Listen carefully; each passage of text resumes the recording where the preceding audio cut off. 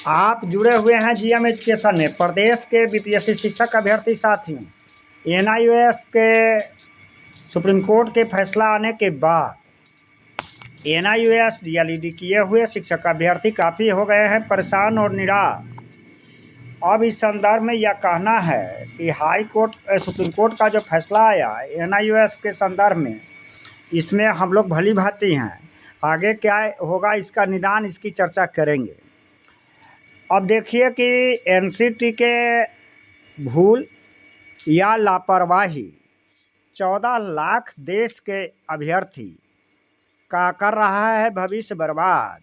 तो एनसीटी ही करेगा सुधार। रिव्यू पिटिशनर के माध्यम से अगर एनसीटी सुप्रीम कोर्ट के फैसला के आलोक में अगर रिव्यू पिटिशनर एनसीटी डालती है और उसको फीडबैक दे देती है कि नहीं यह सही है, तो आप अभ्यर्थी एनआईओएस को किसी भी परेशानी से सामना नहीं करना पड़ेगा।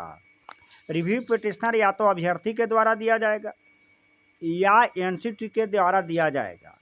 यह तभी संभव है कि एनआईओएस के जो हमारे अभ्यर्थी हैं, पहला तो छठा चरण में शिक्षक बन चुके अभ्यर्थी हैं, दूसरा टीआरई 1 के फर्स्ट फेज में शिक्षक हो चुके हैं, और तीसरा जो टीआरई में अभी परीक्षार्थी हैं।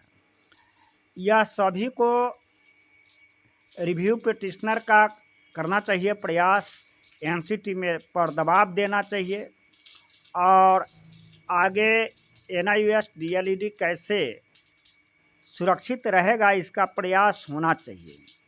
अब यह सवाल होता है कि नेतृत्व कौन करेगा।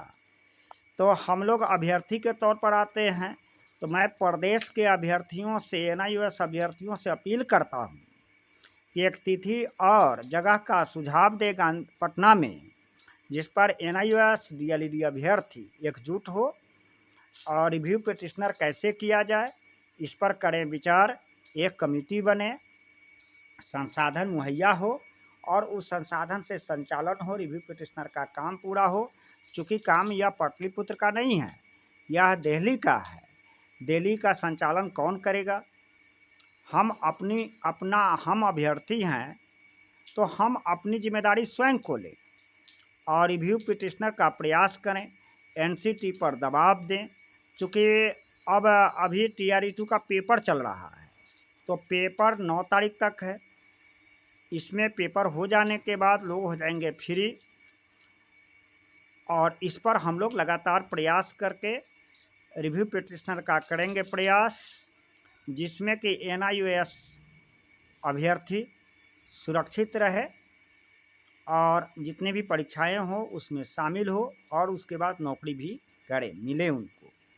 आगे एक लगातार अभ्यर्थी का प्रश्न आया है कि सर सेकेंड सप्लीमेंट्री रिजल्ट के बारे में आज 4700 की रिक्तियाँ के बारे में चर्चा है, क्या यह सही है या गलत? अखबार की खबर को माने।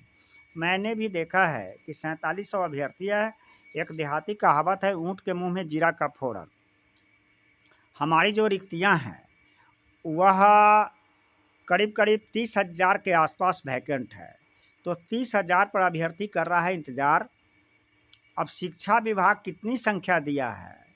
हमें तो बताया गया था कि सभी संख्या को जोड़ करके एक साथ टीआरई 2 पेपर के बाद में रिजल्ट निकाला जाएगा सप्लीमेंट्री, लेकिन अखबार की खबर को माने तो 4700 है, और 4700 रिजल्ट की सेकेंड सप्लीमेंट्री के नाम पर रिजल्ट आउट होगा तो यह अभ्यर्थियों पर एक पीठ से छुरा घोंपना है।